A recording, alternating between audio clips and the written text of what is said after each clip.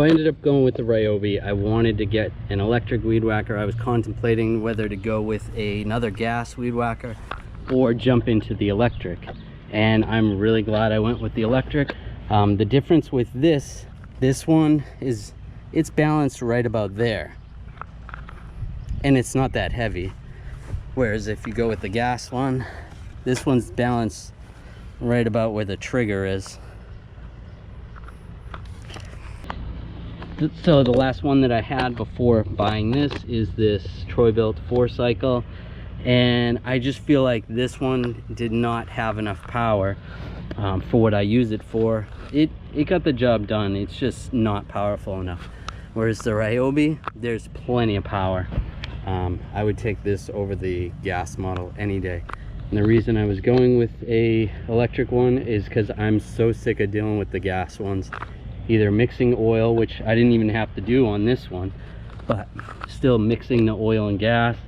And then if you forget to leave and you leave gas in it over the winter, then it's definitely not going to start in the springtime.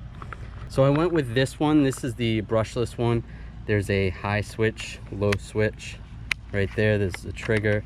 There's a lock on the trigger. So you just, and then you pull the trigger and it spins right up.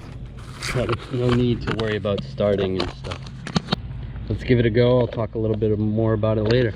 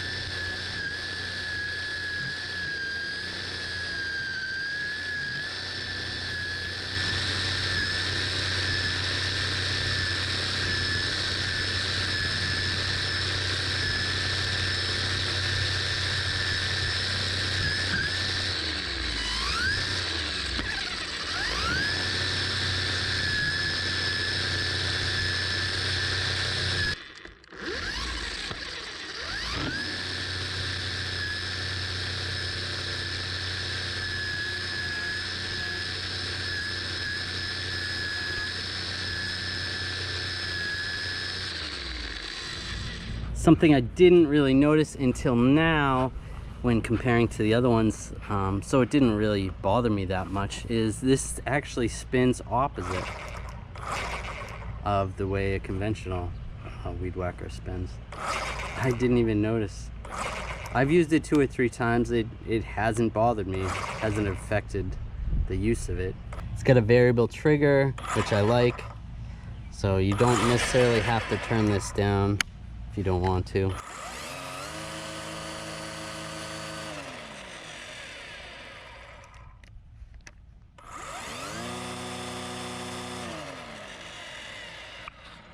And one of the reasons why I picked the Ryobi instead of the Greenworks or the Ego was the load system. I liked this system. It seemed like they had a new system, which is pretty cool. It comes with this fancy tool, and you just slide the wire in, and then to tighten it, you just do that. Nice and easy. Whereas the Greenworks one was just like the old conventional one, which, you know, I can do it, but sometimes it's a pain. The Ego one had some type of special one that actually winds itself, and I feel like over time that could break. So I just thought this system was pretty cool. And you can do the tap, the bump to unwind more string, and it works really well. So I'm happy with that. It's locked. Oh, this comes off pretty easily. And this pops out. So if you wanted to wind this up, but look how quick and easy this is. I'll unwind it.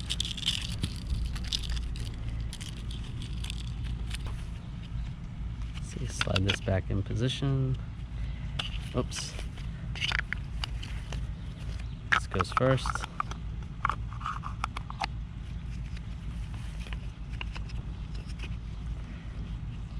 This lines up with that.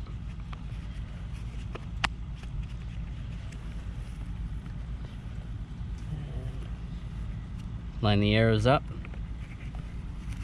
push it in, and then lock it.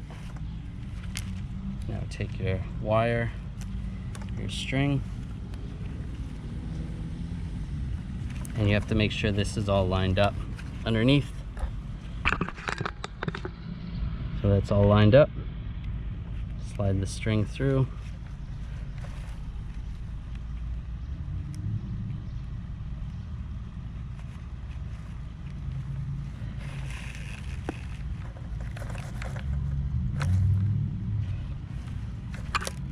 Alright, so that's even on each side.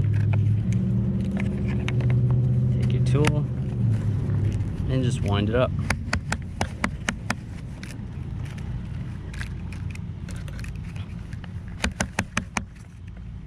This is my first time doing this, by the way,